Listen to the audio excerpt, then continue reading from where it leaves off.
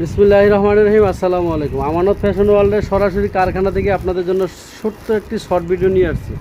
এই ভিডিওতে দেখাবো, দেখেন আমাদের এখানে হিউজ পরিমাণ ঈদ কালেকশন স্টক আলহামদুলিল্লাহ আপনাদের দোয়া হচ্ছে।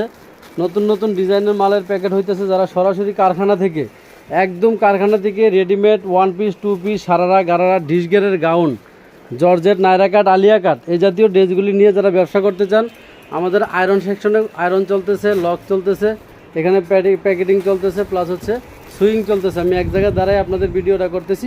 সবাই সরাসরি আমার ইমো হোয়াটসঅ্যাপ নাম্বারে যোগাযোগ করবেন।